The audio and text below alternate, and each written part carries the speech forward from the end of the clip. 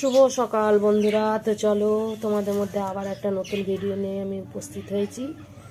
তো আজকে এই যে শীষ পালং রান্না করবো বন্ধুরা। শীষ পালংয়ের জন্য এই যে কত বড় গাছ শীষ পালং এনেছি, দেখো কত বড় শেকড় রয়েছে। এটা মাছ দিয়েও ঝোল খেতে ভালো লাগে, তাই আজকে চচ্চড়ি করব। এই যে বেগুন কেটে রেখেছি, আলু কেটে রেখেছি, আর সিম কেটে রেখেছি, আর অল্প আমি ডাল দিয়ে বানাবো চচ্চড়িটা।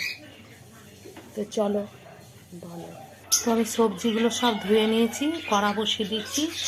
এবার কড়াই দিয়ে দিচ্ছি তেল।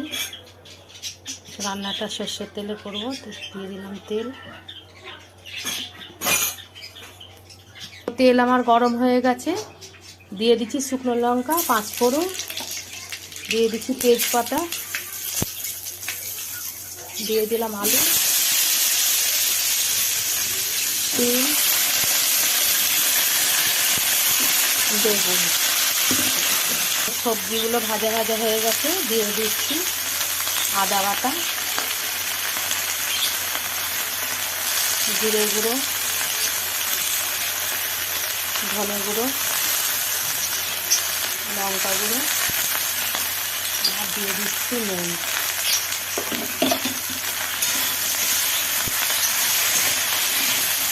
আর এই আগে থেকে ধুয়ে রাখা ডালটা, তোমরা বড়ি দিয়েও করতে পারো, তোমাদের পছন্দের ডালও করতে পারো। আমি শাঁখারির ডাল দিলাম। তার সাথে এই যে আলুগুলো, সবজিগুলো মানে সব মাখা মাখা হয়ে গেছে। এবার দিয়ে দিচ্ছি আমি শীষ পালংয়ের ডালটা, শাকগুলো ভালো করে আবারও কষিয়ে নেব। এবার চাপা দিয়ে দেবো। চাপাটা খুলে দিয়ে আমি দেখি কেমন হয়েছে। চাপাটা খুলে দিয়েছি, নেড়ে দেবো একটু, নেড়ে দিয়ে এবার আমি হলুদ গুঁড়োটা দিয়ে দেবো। হলুদ গুঁড়োটা দিয়ে দিলাম, আর একটা কাঁচা লঙ্কা দিলাম। তোমাদের যে যার ঝাল খাও সেরকম হিসেবে লঙ্কা দেবে, আমি একটু কমই ঝাল দিলাম।